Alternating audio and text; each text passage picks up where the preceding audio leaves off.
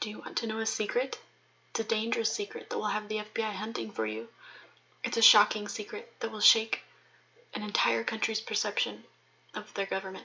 It's a massive secret that's 7,000 pages long and documents every single act of deception, bad decision-making, and cover-ups the United States government made and kept from the public to save face. The secret will make you the most dangerous person in America. Worse, the secret is not fiction. Though it seems like an action-packed spy novel, the secret is 100% the truth. If any of this sounds familiar, it should. The Post, one of this year's nominees for Best Picture, is about how the press deals with this secret. Steve Sheinkin's book, Most Dangerous, Daniel Ellsberg and the Secret History of the Vietnam War, deals with the man and the decision he must make with the secret that he holds and the consequences waiting for him. It's the true story of the man carrying this huge secret around with him. The secret is the Pentagon Papers, a top-secret history of the Vietnam War commissioned by President Nixon's Secretary of Defense, Robert McNamara. The secret is actual history. Daniel wrestles with what to do with what he knows. If he tells the secret, does that make him a patriot or a traitor? Brave or a coward? Is it the right thing to do or wrong? And most importantly, can he live with himself if he doesn't tell the secret? At that point, no one had leaked anything on this scale before. Daniel has no precedent to look to for guidance. The United States President has ordered for him to be found. The FBI is circling in, so time to do something with the secret is running out. To know more, read or listen to, like I did, Most Dangerous, Daniel Ellsberg and the Secret History of the Vietnam War. It gives detailed, documented accounts of our country's history, woven together to tell the story of a man with a secret that would shock the whole world. People throughout history have had to make hard decisions in order to serve their country. There isn't a guidebook on how to do that, or a manual explaining the perfect way to serve. What we do, however, are remarkable stories of people that did brave things for their countries, even at the cost of their own life.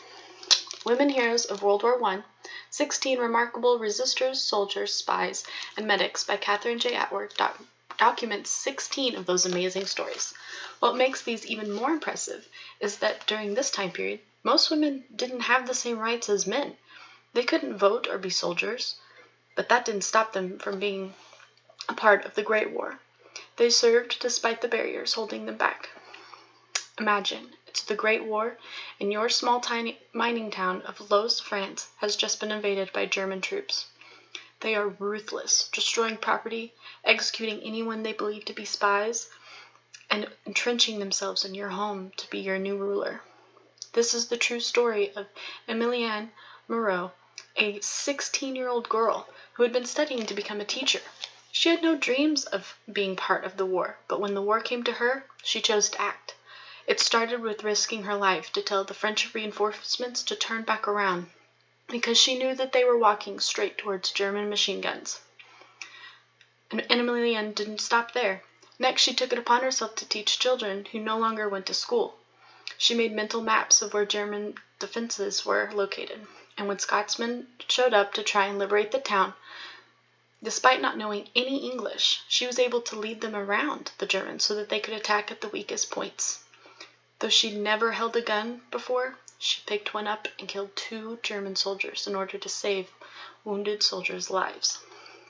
If you are at all inspired by this teenager's bravery, there are 15 other stories of real women in Women's Heroes of World War I, 16 Remarkable Resistors, Soldiers, Spies, and Medics by Catherine J. Atwood, who decided to be brave and serve despite what might have been holding them back.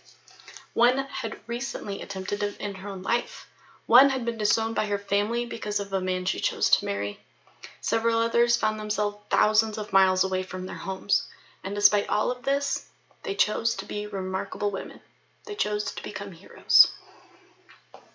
If those heroes seem too far in the past to be relevant, I encourage you to think about heroes that are still alive today. Heroes like John Lewis, one of the prominent leaders of the civil rights movement. Today, and for the past 31 years, he's been a U.S. representative for the 5th District of Georgia.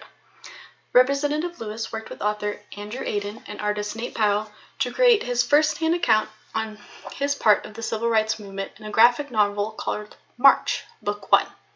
It is the beginning of a gripping series detailing Representative Lewis's life and what motivated him to become a part of the civil rights movement. The pages only show only 50 years ago, African Americans didn't have the same rights as white people. The artwork shows in detailed clarity just how awful they were treated. In the graphic novel, John Lewis recounts the first time that he met Dr. Martin Luther King. This is what he told him. To attend Troy State, we'll have to sue the state of Alabama and the Board of Education. You're not old enough to file a suit. You'll have to get your parents okay. They're going to have to sign. But if you want to go, we'll help. We'll raise the money to file those suits and we'll support you all the way. But you must keep in mind, your parents could lose their jobs. Your family home could be bombed or burned. You may get hurt, or your family may get hurt. I don't know what will happen, but you need to go home and talk to your family. Even though this wasn't to be the role that he played in the civil rights movement, Dr. Martin Luther King Jr.'s words remain true. The question wasn't if John would get hurt, it was when. He was hurt sooner and not later by both people he expected and those he didn't expect. The pain made him stronger and more determined to remain steadfast on his mission. His mission? Nonviolent protests to shine light on the ugliness of the way African Americans were being treated. It begins with March, Book 1 by John Lewis, Andrew Aden, and Nate Powell.